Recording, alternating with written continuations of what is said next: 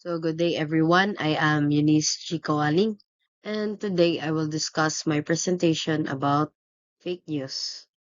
So in today's digital world, social media has become one of the most fastest way to spread information. However, not everything we see online is true. Many people easily believe and share information without checking it if it is accurate. So because of this, fake news has become a serious issue that can affect people, communities, and even the whole country. Today, I will explain the meaning of fake news, its different types, and provide examples and analysis to help us understand why we must become responsible users of information online. So our next slide, we have our outline. So for this presentation, I will first discuss the objectives of the topic, and next I will explain the three different types of fake news, namely disinformation and misinformation and malinformation. So for each type, I will also present sample pictures and explain or analyze how these examples affect people and society. So by the end of this presentation, we should understand how fake news spreads and how we can avoid becoming part of the problem. For our next slide, we have the objectives. So the objectives of this presentation are first, to understand the meaning of fake news.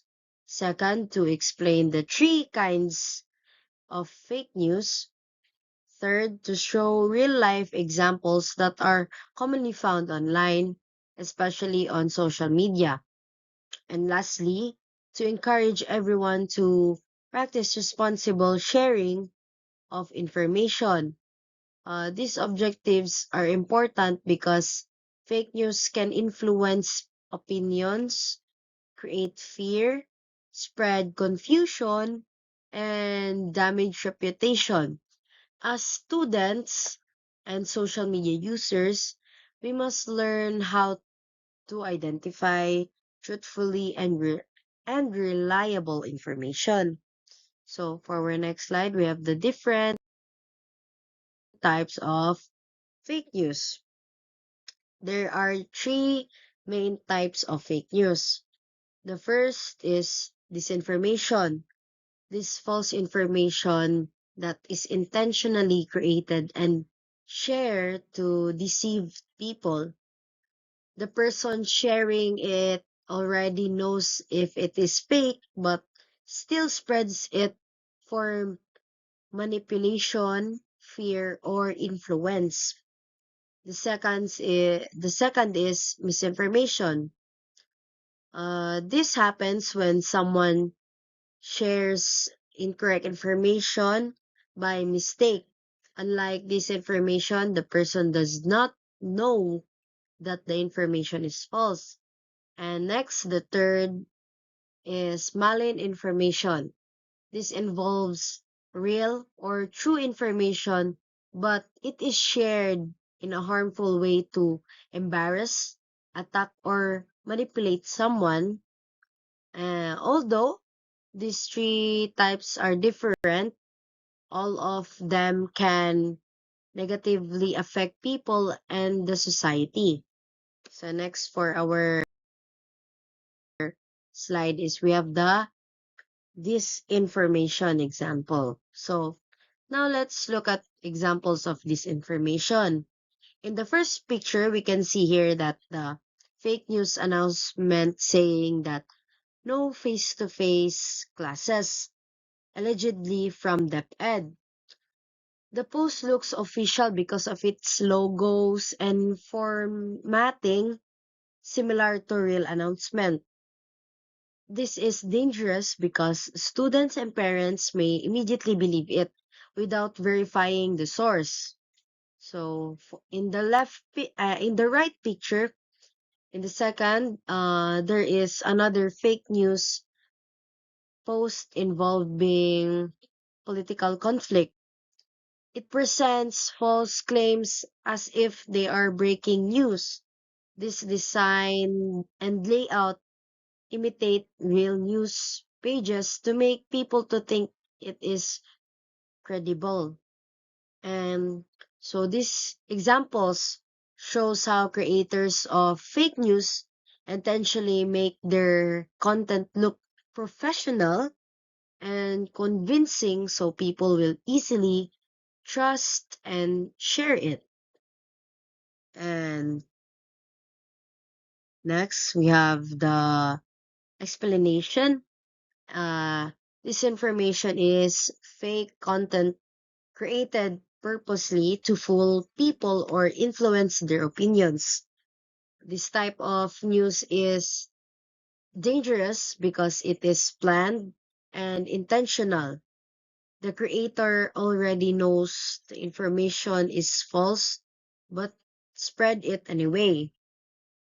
Many people use this information to gain attention, manipulate public opinion, creating fear, or influence political beliefs. For example, fake government announcement can cause panic among students and parents. Fake political news can also divide communities and spread hatred among people because social media spreads information very quickly. This information can reach thousands or even millions of people within minutes.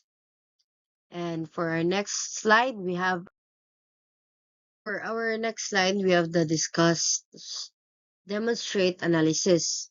So in analyzing the examples earlier, we can say that the posts were created to trick people. So the fake news class suspension announcement may cause confusion and panic among students and parents. So some students might not attend classes because they believe the false information immediately. And the next picture was the political fake news can also influence people's opinion and create conflict between supporters of different leaders. One important thing that we can learn here is that importance of fact checking. Before believing or sharing information, we should first verify it using their official pages, trusted news outlets, or government announcement. This really reminds us that not everything we see online is true, even if it is look professional or conceiving. Let's move on to misinformation. In the first picture here on the left side, the council warns the public about misleading posts spreading online. And the right side, in the second picture, there is a fake news lockdown announcement involving Cagayan de Oro City. Unlike disinformation, misinformation is usually spread by ordinary people who believe the information is true. They may share old news, edited posts, or unverified information without checking if it is really accurate. So many people share this post because they want to inform others or help their friends and family, but unfortunately, the information is wrong or outdated. Next slide, we have our misinformation explanation.